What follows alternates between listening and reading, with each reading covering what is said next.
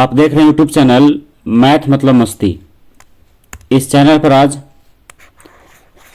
Bihar SSC के inter level का एक प्रैक्टिस सेट देखेंगे। यह प्रैक्टिस सेट जो है खान सर के मार्गदर्शन में तैयार किया गया है और आज का ये सेट नंबर 7वां होगा। इसके पहले वाले वीडियो तक सेट नंबर 1 से लेकर के 6 तक कंप्लीट किया जा चुका है। आप जाकर के उसको इसी चैनल पर इसके प्लेलिस्ट में देख सकते हैं। तो आज इस वीडियो में हम लोग केवल जीके और जीएस वाले प्रश्न को देखेंगे और शेष प्रश्न जो होगा मैथ और रीजनिंग का, उसके लिए अलग से चैप्टर वाइज वीडियो जो है तैयार किया जा रहा है। तो आप जाकर के उससे भी जुड़ सकते हैं। तो आज चलिए शुरू करते हैं सेट नंबर 7 का पहला प्रश्न। देखिए पहला प्रश्न है, निम्न में से कौन सिंधु घाटी सभ्यता का एक बंदरगाह था? तो सिंधु घाटी सभ्यता का बंदरगाह कौन सा था? लोथल था। क्या नाम था उसका? लोथल। अब आइए क्वेश्चन नंबर 2 में, गौतम बुद्ध ने धर्म चक्र परिवर्तन कहां आरंभ किया? तो कहां इसकी शुरुआत किया था? सारनाथ में। कहां किया था? सारनाथ ने। धर्म चक्र परिवर्तन मतलब इन्होंने पहला उपदेश दिया था कहां? सारनाथ में। और प्रथम उपदेश को ही धर्म चक्र परिवर्तन के नाम से जाना जाता है। क्वेश्चन नंबर 3 है, सविनय अवज्ञा आंदोलन का संबंध किस घटना से है? तो सविनय अवज्ञा आंदोलन का संबंध है किससे? दांडी यात्रा से। किससे? दांडी यात्रा से,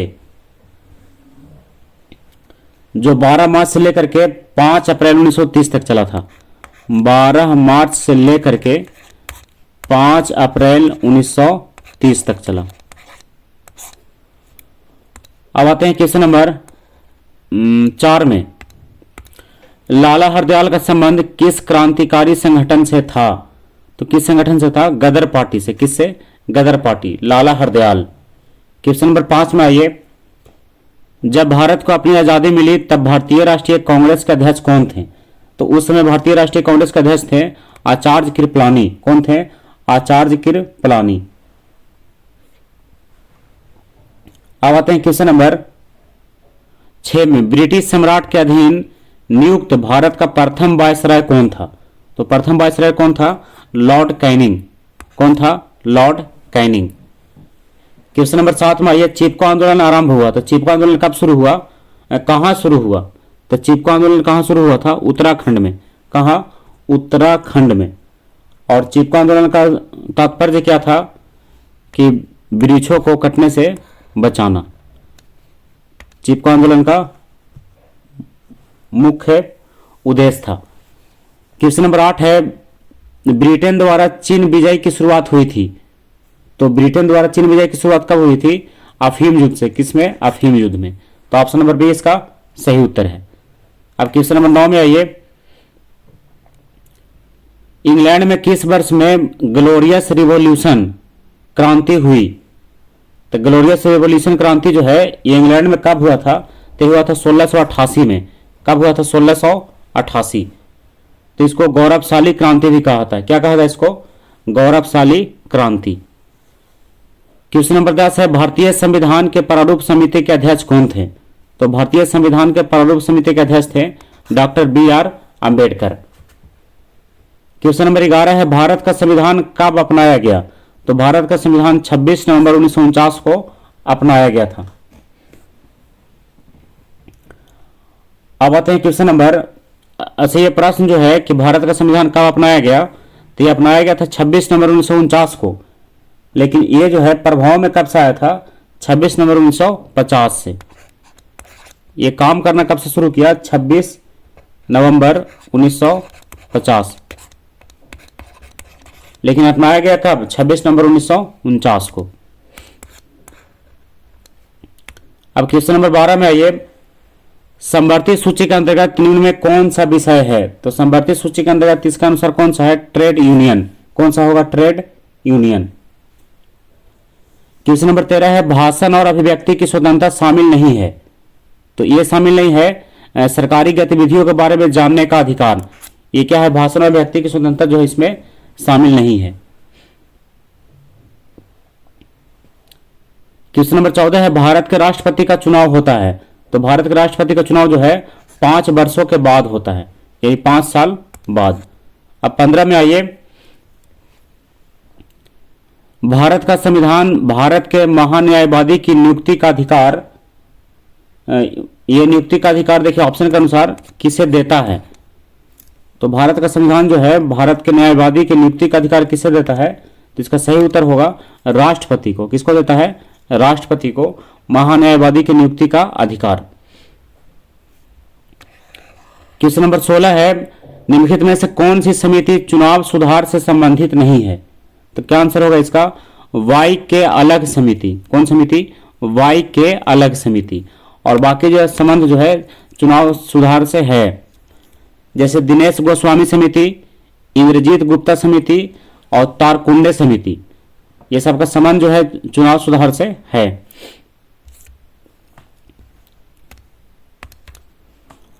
अब आइए क्वेश्चन नंबर 17 में, महापौर निम्नलिखित में से किसका प्रमुख होता है। तो महापौर जो है नगर निगम का प्रमुख होता है। किसका, नगर निगम। तो ऑप्शन नंबर बी सही है, नगर निगम। क्वेश्चन नंबर 18 है, ईवीएम का पूरा नाम पूछ रहा है। किसका, ईवीएम का। तो एवरीवन्स वोटिंग मशीन, क्या नाम है इसका, एवरीवन्स वोटिंग मशीन। एवरीवन्स लेकिन इलेक्ट्रॉनिक होगा, क्या होगा, इलेक्ट्रॉनिक वोटिंग मशीन। आप इसको सुधार लीजिएगा, मिस्टेक हो रहा है। ईवीएम का पूरा नाम ईवीएम, इलेक्ट्रॉनिक वोटिंग मशीन। तो ऑप्शन नंबर इसका सही है कौन सा, डी सही होगा, इलेक्ट्रॉनिक वोटिंग मशीन, यानी ऑप्शन नंबर इसका डी में है। क्वेश्चन नंबर 19 है, केंद्र सरकार में वर्तमान महिला एवं बाल विकास मंत्री कौन है। तो अभी कौन है, स्मृति ईरानी। कौन है, स्मृति ईरानी, वर्तमान महिला और बाल विकास मंत्री। क्वेश्चन नंबर 20 में आइए, निम्नलिखित में से किसकी हमारी सौरमंडल के एक ग्रह के रूप में गणना नहीं की जाती है। तो किसकी नहीं किया जाता है, बृहस्पति का। किसका, बृहस्पति नहीं, प्लूटो का। किसका, प्लूटो का। प्लूटो को क्या किया गया है, ग्रहों की श्रेणी से इसको बाहर कर दिया गया है, इसको ग्रह की श्रेणी से बाहर कर दिया गया है। अब आइए क्वेश्चन नंबर 21 में, भूमध्य रेखा निम्न में से किस देश से गुजरती है। तो भूमध्य रेखा जो है केन्या से गुजरती है। कहां से, केन्या। तो ऑप्शन नंबर सही है इसका बी, केन्या। क्वेश्चन नंबर 22 है, निम्नलिखित में से कौन सा शहर 2 महाद्वीपों में फैला हुआ है। तो कौन सा शहर फैला हुआ 2 महाद्वीप में, इस्तांबुल। कौन सा शहर, इस्तांबुल। तो ऑप्शन नंबर बी सही है, इस्तांबुल। अब 23 में आइए, फर वनस्पति निम्न में से किससे संबंधित है। तो फर वनस्पति जो है अल्पाइन वन से जुड़ा हुआ है। किससे, अल्पाइन वन से ये संबंधित है। अब आइए 24 में, निम्न में से कौन सी नदी सबसे लंबी है। तो सबसे लंबी नदी कौन सी है, अमेजन है। कौन सा, अमेजन। अब क्वेश्चन नंबर 25 है, गंगा नदी सफाई कार्यक्रम के साथ सहयोग कर रहा है। तो कौन सहयोग कर रहा है, जर्मनी। कौन सहयोग कर रहा है, जर्मनी। ऑप्शन नंबर डी सही है, जर्मनी। अब 26 में आइए, मुर्गियों एवं अंडों का अत्यधिक उत्पादन होना क्या कहलाता है। तो उत्पादन क्या कहलाता है, रजत क्रांति। कौन सा क्रांति, रजत क्रांति। क्वेश्चन नंबर 27 है, निम्न में से कौन सी बागान फसल नहीं है। तो कौन सी बागान फसल नहीं है, मोटे अनाज क्या है, यह बागान फसल नहीं है। क्वेश्चन नंबर 28 है, निम्न में से कौन सी रबी फसल नहीं है। तो रबी फसल कौन सा नहीं है, चावल। चावल एक रबी फसल नहीं है। अब आइए क्वेश्चन नंबर 29 में,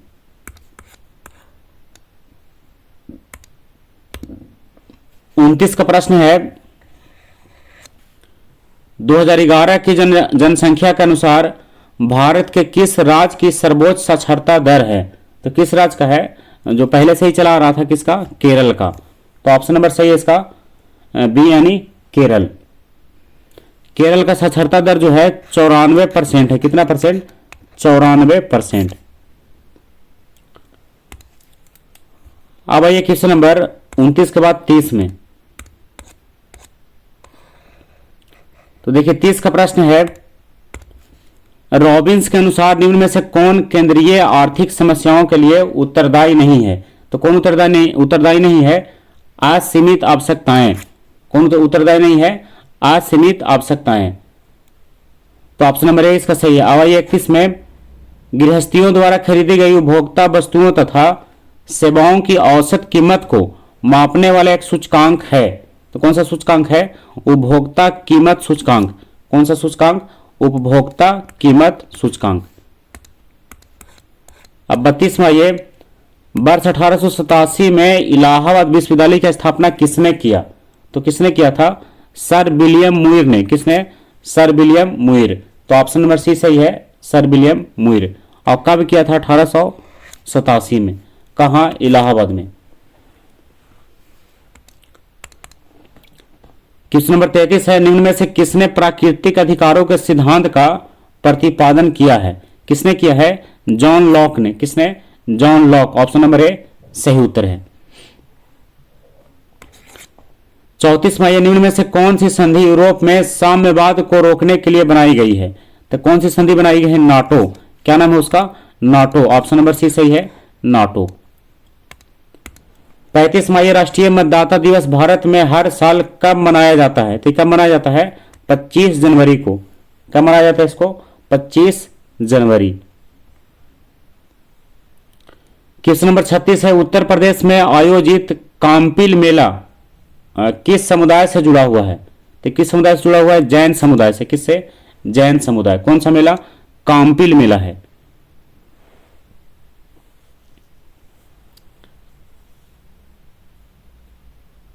काम्पिल मेला। अब आते हैं 37 में, वर्मी कंपोस्टिंग में संलग्न मुख्य जीव का नाम है। तो मुख्य जीव का नाम क्या है? केचुआ। क्या नाम है उसका? केचुआ। 38 है, निम्नलिखित में से कौन सा एक अकोशिकीय जीव है? तो कौन है? विषाणु। ये क्या है? एक अकोशिकीय जीव है।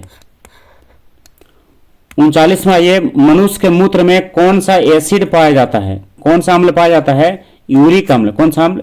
यूरिक अम्ल। ऑप्शन नंबर सही है इसका ए, यूरिक अम्ल। 40वां, ये सबसे बड़ी धमनी किस नाम से जानी जाती है? तो सबसे बड़ी धमनी जो है महाधमनी के नाम से जाना जाता है। किस नाम से? महाधमनी। इसको कहते हैं और एओर्टा। क्या कहते हैं उसको? एओर्टा। 41वां, ये कह रहा है कि पुनर्जनन को घाव, क्वेश्चन नंबर 41 का प्रश्न है कि पुनर्जनन को घाव भरने की प्रक्रिया के दौरान किस तरह परिभाषित किया जाएगा? तो इसका सही उत्तर देखिए यहां दिया है। इसका सही उत्तर है कि समान कोशिका द्वारा नाश हो चुकी कोशिकाओं का प्रतिस्थापन। ये क्या है? घाव का भरना में ये कहा जाएगा कि समान कोशिका द्वारा जो नाश हो चुका कोशिका है उसका प्रतिस्थापन किया जाएगा। 42 है, वंशागति का क्रोमोसोमवाद का सिद्धांत किसने प्रस्तुत किया? तो सिद्धांत किसने दिया है? सटन और वोवेरी ने। किसने? सटन और वोवेरी। तो ऑप्शन नंबर डी सही है, सटन और वोवेरी। 43वां, ये निम्न में से कौन सी दवा एक पीड़ाहारी है? तो कौन सी दवा एक पीड़ाहारी है? नोवलजीन। क्या नाम है उसका? नोवलजीन। नोवलजीन जो है पैरासीटामोल और कैफीन का संयोजन है। किसका? पैरासीटामोल और कैफीन का। 44 है, पादपों में प्रकाश संश्लेषण के दौरान बनने वाला प्रथम अस्थायी उत्पाद क्या है? तो पाइरुबिक अम्ल है। कौन सा अम्ल? पाइरुबिक अम्ल। पादपों में प्रकाश संश्लेषण के दौरान बनने वाला प्रथम अस्थायी उत्पाद कौन सा होता है? पाइरुबिक अम्ल यानी पाइरुबिक एसिड। 45वां, ये विटामिन B9 का रासायनिक नाम क्या है? तो विटामिन जो है B9 का रासायनिक नाम क्या है? Folic acid. विटामिन B9 यानी फॉलिक एसिड। 46वां, ये कौन सी गैस वायुमंडल के ओजोन स्तर को अपघटित करती है? कौन सा गैस उसको छिद्र करती है? Chlorofluorocarbon, CFC। क्लोरोफ्लोरोकार्बन जो है वायुमंडल के ओजोन स्तर को अपघटित कर रही है, मतलब क्षय कर रही है। 47वां, ये निम्न में से कौन सा मूल मात्रक नहीं है? तो मूल मात्रक कौन सा नहीं है? ओम। ओम क्या है? एक मूल मात्रक नहीं है। अब आते हैं क्वेश्चन नंबर 48 में। समीकरण v बराबर u प्लस ए टी, यह जानकारी देता है, किसका जानकारी देता है? वेग समय का एक कार्य है। क्या है? वेग समय का एक कार्य है, इसकी जानकारी ये देता है इससे। बल का बीमीय समीकरण यानी बीमीय सूत्र, तो बल का बीमीय सूत्र है M L T inverse, F बराबर एम एल टी इनवर्स, वही टी का पावर -2 टी इनवर्स, इसको पढ़ते हैं। 50 में है किलोवाट घंटा किसकी इकाई है? के डब्ल्यू एच, ये किसकी इकाई है? कौन? के डब्ल्यू एच। तो ये किसका इकाई होगा? तो इसका सही उत्तर है ऊर्जा का। किसका? ऊर्जा का। तो ऑप्शन नंबर डी सही है, ऊर्जा, के डब्ल्यू एच। 51 भाई, स्पष्ट प्रतिध्वनि तभी सुनी जा सकती है जब परावर्तन सतह की ध्वनि स्रोत से न्यूनतम दूरी कितना होना चाहिए? तो इसकी दूरी जो है कम से कम 17 मीटर होना चाहिए। कितना मीटर? 17 मीटर। तो ऑप्शन नंबर बी सही है, 17 मीटर। 52 भाई, जब दूध को बिलोया जाता है तो उसमें से मलाई पृथक होने लगती है, तो इसका कारण क्या है? तो इसका कारण है अपकेंद्री बल। कौन सा बल के कारण? अपकेंद्री बल के कारण मलाई जो है उससे अलग होने लगता है। 53 भाई, जल का हिमांक बिंदु क्या है? तो जल का हिमांक बिंदु है 0 डिग्री सेंटीग्रेड। कितना? 0 डिग्री सेंटीग्रेड। आपको इसमें एक रोचक जानकारी पता होगा कि जल को जमने का भी पॉइंट है 0 डिग्री सेंटीग्रेड और पिघलने का भी पॉइंट है 0 डिग्री सेंटीग्रेड, यानी दोनों जो है समान है। 54 भाई, श्वेत प्रकाश की एक किरण कांच के प्रिज्म पर आपतित होती है, वह प्रकाश वर्ण जो कांच के प्रिज्म से गुजरने पर अधिकतम विचलित होता है। तो अधिकतम विचलित होने वाला कौन सा है? बैगनी है। अधिकतम विचलित होने वाला बैगनी और कम विचलित होने वाला लाल होता है। कम विचलित होने वाला लाल और सबसे अधिक विचलित होने वाला बैगनी, दोनों आप ध्यान रखिएगा। 55 है, वैद्युत धारा का परिमाण मापने के लिए प्रयुक्त उपकरण कौन सा है? आमीटर। कौन सा होता है? आमीटर। तो ऑप्शन नंबर सी सही है, आमीटर। 56 भाई, गैस जो मौसमीय परिवर्तन को प्रभावित नहीं करती है वह कौन सा है? तो वह कौन सा है? जलवाष्प है। कौन सा? जलवाष्प। तो ऑप्शन नंबर डी सही है, जलवाष्प। अब 56 भाई, निम्नलिखित में से कौन सा विद्युत का कुचालक है? तो कौन सा विद्युत का कुचालक है? तो प्लास्टिक क्या है? विद्युत का कुचालक है। विद्युत का कुचालक है प्लास्टिक, और बाकी सब क्या है? सुचालक है। एल्युमिनियम, तांबा, चांदी सब क्या है? सुचालक है, लेकिन प्लास्टिक जो है विद्युत का कुचालक है। 58 में ये बोहर की परिकल्पना के अनुसार स्थिर कक्षक का कोणीय संवेग कितना होता है? तो स्थिर कक्षक का कोणीय संवेग होता है NH/2 पाई। क्या होता है? NH/2 पाई। तो ऑप्शन नंबर सही है इसका बी। 59 में ये चीली सोरा किसका समान नाम है? तो चीली सोरा जो है सोडियम नाइट्रेट का समान नाम है। किसका? Sodium nitrate. 60 में निम्नलिखित में से कौन सा एक पायरिमिडियन क्षार नहीं है? पायरिमिडिन क्षार। कौन सा क्षार? पायरिमिडिन क्षार नहीं है। तो इसका सही उत्तर होगा गुआनिन। क्या इसका सही उत्तर है? गुआनिन। कौन सा क्षार नहीं है? पायरिमिडिन क्षार। अब आइए क्वेश्चन नंबर 61 में। EDTA एक लिगेंड है, तो EDTA एक लिगेंड है, तो इसका सही उत्तर क्या है? हेक्साडेंटेंट। क्या है? हेक्साडेंटक लिगेंड है। 62 में निम्नलिखित में से कौन सा भौतिक परिवर्तन है? तो इसमें भौतिक परिवर्तन यह है कि कोका कोला पेय में नमक डालने से गैस का निकलना क्या है? एक भौतिक परिवर्तन है। 63 में निम्नलिखित अधातु तत्व में धात्विक चमक होता है, तो धात्विक चमक किसमें होता है? तो आयोडीन में। किसमें? आयोडीन में, जबकि क्या है? ये अधातु है। अधातु होते हुए ये चमकीला होता है। 64 में ये निम्नलिखित में से कौन एक गैर परंपरागत ऊर्जा स्रोत है? गैर परंपरागत यानी नया वाला ऊर्जा स्रोत जिसको कहिए, तो कौन सा है? पवन है। कौन सा? पवन। और बाकी कोयला, पेट्रोल, डीजल सब क्या है? परंपरागत है। 65 में ये सर्वोत्तम गुणवत्ता वाला कोयला जिसमें 80% से 95% कार्बन होता है, तो कौन सा है? तो कौन सा है? एंथ्रासाइट। क्या नाम है उसका? एंथ्रासाइट, जो सबसे अच्छा गुण का होता है। 66 है, समान पुरुष के शरीर का तापमान कितना डिग्री सी होता है? तो समान पुरुष के समान शरीर का तापमान जो है कितना होता है? 39 36.9 डिग्री सी, 36.9 डिग्री सी। इसी को लगभग 37 डिग्री सी लिखा जाता है। अब आइए 67 में स्वामी सहजानंद निम्नलिखित में से किससे संबंधित है? कौन? स्वामी सहजानंद। तो ये किससे जुड़े हुए हैं? तो जुड़े हुए किससे? बिहार में किसान आंदोलन से। किसमें? बिहार में किसान आंदोलन से जुड़े हैं। कौन? स्वामी सहजानंद। 68 में ये बिहार किस वस्तु का दुनिया में सबसे बड़ा उत्पादक है? तो बिहार जो है अवरक का दुनिया में सबसे बड़ा उत्पादक है। 69 में ये कह रहा है प्रधानमंत्री स्ट्रीट वेंडर की आत्मनिर्भर निधि यानी पीएम स्वनिधि योजना ने हाल ही में सफलतापूर्वक कितने वर्ष पूरे किए हैं? तो इसका कितना वर्ष पूरा हुआ है? 3 वर्ष। कितना वर्ष? 3 वर्ष। अब 70 में आइए कह रहा है श्रीनगर स्मार्ट सिटी प्रोजेक्ट के तहत शहर को किस वर्ष तक स्मार्ट सिटी का टैग मिल जाएगा? किसको? श्रीनगर को। तो कब तक मिल जाएगा? 2024 तक। तो ऑप्शन नंबर ए सही है, 2024। 71 में आइए भारतीय मानक यामोत्तर रेखा 5 राज्यों से होकर गुजरती है। इनमें से कौन सा उन 5 राज्यों में से एक नहीं है? तो कौन सा नहीं है? बिहार इसमें से नहीं है, जबकि आंध्र प्रदेश, उड़ीसा, छत्तीसगढ़ सब शामिल है, लेकिन इसमें बिहार जो है नहीं है। और 5 राज्यों का नाम एक बार फिर से आप सुन लीजिए, जहां से होकर के भारतीय मानक यामोत्तर रेखा जो है गुजरती है। तो इसमें 5 राज्यों का नाम है उत्तर प्रदेश, मध्य प्रदेश, छत्तीसगढ़, उड़ीसा, आंध्र प्रदेश। उत्तर प्रदेश, मध्य प्रदेश, छत्तीसगढ़, उड़ीसा और आंध्र प्रदेश। तो इसमें 5 राज्य हो गया इसका, लेकिन बिहार इसमें शामिल नहीं है, बिहार से होकर के नहीं गुजरती है।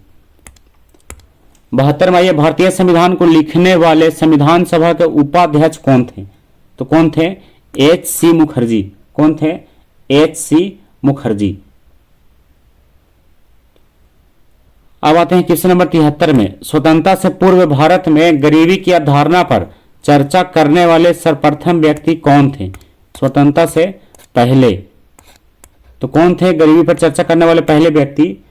तो उनका नाम क्या है? उनका नाम है दादा भाई नौरोजी। कौन थे? दादा भाई नौरोजी, जिन्होंने सबसे पहले प्रति व्यक्ति आय भी निकाला था। और आपको याद होगा कि प्रति व्यक्ति आय इन्होंने 20 रुपया बताया था, 20 रुपया वार्षिक। और यह गणना कब किया था? 1866-67 में। तो 1867 ही मानिए इसको, 1867-68 में कहिए, 1867-68 में। अब आते हैं क्वेश्चन नंबर 74 में संयुक्त राष्ट्र के पहले महासचिव इनमें से किस देश से संबंधित थे? तो किस देश से जुड़े हुए थे? नॉर्वे से। कहां से? नॉर्वे से संयुक्त राष्ट्र के प्रथम महासचिव।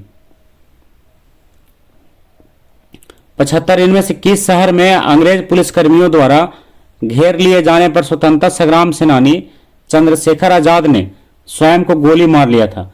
तो किस शहर में घेर लिए जाने पर? इलाहाबाद में। कहा? इलाहाबाद। तो इलाहाबाद के अल्फ्रेड पार्क में जब अंग्रेजों ने इन्हें घेर लिया तो इन्होंने स्वयं अपनी गोली से क्या किया? गोली मार ली, यानी अपने आप को ही गोली मार लिया। 76 है भारतीय संविधान में विधिपूर्ण शासन का विचार किस देश के संविधान से लिया गया है? तो कहां से लिया गया है? ब्रिटेन से। कहां? ब्रिटेन, यानी वही ब्रिटिश से। 77 में ये सोमगो झील भारत के किस राज्य में है? कौन सा झील? सोमगो झील। तो ये कहां है? यह है सिक्किम में। कहां है ये? सिक्किम। अब आते हैं 78 में भारत के सबसे कम आयु के शतरंज ग्रैंड मास्टर होने का रिकॉर्ड किसके नाम दर्ज है? तो किसके नाम दर्ज है? तो डी गुकेश। किसका नाम है? डी गुकेश। अब आते हैं क्वेश्चन नंबर 79 में सर्व शिक्षा अभियान। तो सर्व शिक्षा अभियान जो है पूछ रहा है कि कितने वर्ष तक की आयु वर्ग के सभी बच्चों को प्रारंभिक शिक्षा प्रदान करने की दिशा में उठाया गया एक महत्वपूर्ण कदम है? तो 6 से 14 वर्ष तक के। कितना वर्ष तक? 6 से 14 वर्ष तक के बच्चों के लिए। 80 में ये राज्य चुनाव आयुक्त की नियुक्ति कौन करता है? तो राज्य चुनाव आयुक्त की नियुक्ति कौन करता है? राज्यपाल। कौन करता है? राज्यपाल। अब ये 81 में भारत के पर्यावरण मंत्रालय के अधीन भारतीय वन सर्वेक्षण किस शहर में स्थित है? तो ये कहाँ है? तो ये है देहरादून में। कहाँ? देहरादून। ऑप्शन नंबर बी सही है, देहरादून। और इसका शुरुआत कब किया गया था? 1965 से। कब? 1965। इसका मुख्यालय कहाँ हो गया? देहरादून में। 82 में ये मोहनजोदड़ो का शाब्दिक अर्थ क्या है? तो मोहनजोदड़ो का शाब्दिक अर्थ है मृतकों का टीला। मृतकों का टीला।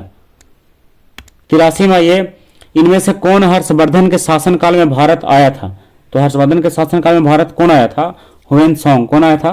ह्वेनसांग। तो ऑप्शन नंबर सही है इसका डी, ह्वेनसांग। और यहां आने के बाद 15 वर्षों तक रहा था। कौन? ह्वेनसांग। 84 है भारत में जमीनी स्तर पर खेल संस्कृति को पुनर्जीवित करने के लिए खेल एवं युवा मामलों के मंत्रालय द्वारा वर्ष 2018 में इनमें से कौन सा कार्यक्रम शुरू किया गया है? तो कौन सा कार्यक्रम शुरू किया गया है? खेलो इंडिया कार्यक्रम। कौन सा कार्यक्रम? खेलो इंडिया कार्यक्रम। और पहले का कार्यक्रम था कौन सा? शहरी खेल संरचना योजना और प्रतिभा खोज योजना। ये दोनों को मिला करके ही सबको एक में करके नाम दे दिया गया है खेलो इंडिया कार्यक्रम, या फिर खेलो इंडिया योजना भी कह सकते हैं। अब ये 85 में महाद्वीप और उनमें स्थित सबसे बड़े देश क्षेत्रफल की दृष्टि से का इनमें से कौन सा युग्म जो है सुमेलित है? यानी महाद्वीप भी और उसमें बड़ा देश भी, तो कौन सा सुमेलित है? इसका ए वाला ही सुमेलित है कि दक्षिण अमेरिका में ब्राजील। दक्षिण अमेरिका में ब्राजील। तो आज का प्रश्न जो है क्वेश्चन नंबर 85 तक जो जीके और जीएस का था वो सारा प्रश्न क्लियर हो गया है। ये था सेट नंबर 7वां। और अगले वीडियो में हम लोग सेट नंबर 8 को देखेंगे। और तब तक आप इसको रिवीजन कीजिए और इसको तैयार कीजिए। तो आज का वीडियो यहीं समाप्त करते हैं। अगला वीडियो होगा सेट नंबर 8 का। तब तक के लिए बाय।